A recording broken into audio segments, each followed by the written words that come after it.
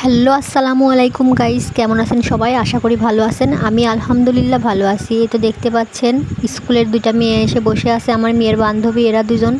এদের দুজনের একটা বিশাল গল্প আছে, এটা আপনাদের সঙ্গে একদিন শেয়ার করব। ওদের মা আছে, বাবা নাই। মা ইটভাটায় কাজ করে, দুইটা বাবা, মানে একজনেরই বিয়ে হয়েছিল, ওর মার বিয়ে হয়েছিল যেখানে, সেই বাপ মারা গেছে। পরে আমাদের দেশে এসে ওর মা বিয়ে করছে, তবে এখানকার বাপটাও মারা গেছে। এখন ওর মা ইটভাটায় কাজ করে সংসার চালায়, দুজনকে মানুষ করতেছে।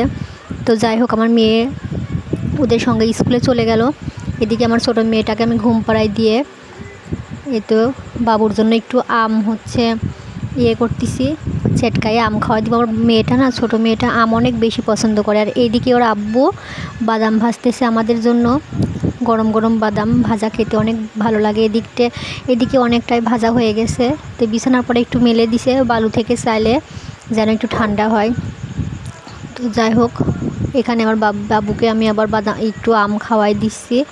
আমার মেয়েটা আম অনেক বেশি পছন্দ করে, আর খাওয়াই দিয়ে একটু সময় আমি হাত ধুতে গেছি। আর দেখেন এইটুক সময়ের মধ্যে এসে দেখি মেয়ে কোথা থেকে কোথায় চলে আসছে। এত দুষ্টু না, মানে এত দুষ্টুমি করে যা বলার কথা না। আবার এদিকে আমি চলে আসলাম দুপুরে রান্না করতে। আজকে দুপুরে রান্না হবে হচ্ছে কচু আলু আর কাঁচকলা দিয়ে ডিম ভাজি করে শুধু ঝোল করব। আমি তো কোনো মাছ খাই না, এজন্য আমরা বেশিরভাগই ডিম ভাজি খেয়ে থাকি। আমার ভিডিওতে সবসময় দেখে থাকবেন, মাছ বা অন্য কোনো কিছু থেকে আমরা ডিম ভাজিটাই বেশি খাই। কি করব বলেন, যেটা খাই সেটাই তো রান্না করব। তো যাই হোক, রান্না করা শুরু করে দিচ্ছি। আর এগুলো কুমড়ো বড়ি, আমরা হচ্ছে শীতের দিনে যে কুমড়ো বড়িটা দিয়ে থাকি সেটা দিয়েই আমার আব্বুর ওই কুমড়ো বড়িটা অনেক বেশি পছন্দ, তো এই জন্য আমি সব তরকারিতেই কুমড়ো বড়িটা দিয়ে থাকি। তো যাই হোক, রান্না করতেছি, রান্নাটা প্রায় হয়ে আসছে, রান্নাটা কষাচ্ছি। আর কলাটা আমি হচ্ছে পরে অ্যাড করব, এটার সঙ্গে কলাটায় হালকা ভাপ দিয়ে নিছি। তো কলাটাও যাই হোক দিয়ে দিচ্ছি। এখন ডিম ভাজি করে ঝোল করে দিব।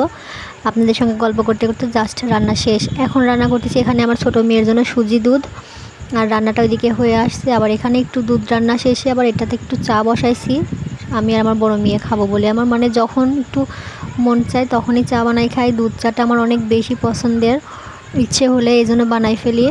সকাল দুপুর রাত কোনোটাই বাসি না, খেয়ে ফেলি। যাই হোক, রান্নাটা আমার কমপ্লিট। এখন আমি একটু চা খাওয়ার পরে গোসল দিয়ে এসে তারপরে ভাত খাবো। চাটাও হয়ে আসছে, এখন শুধু খাওয়ার পালা। তারপরে চা খাওয়ার পরে গোসল দিয়ে আমি এই তো ভাত খেতে বসে গেছি। আর অন্ধকার হয়ে আছে, মানে আমার এই রুমে যেখানে খাইতে বসছিলাম ওখানে অন্ধকার জন্য ক্যামেরাটা বেশি ক্লিয়ার আসে নাই।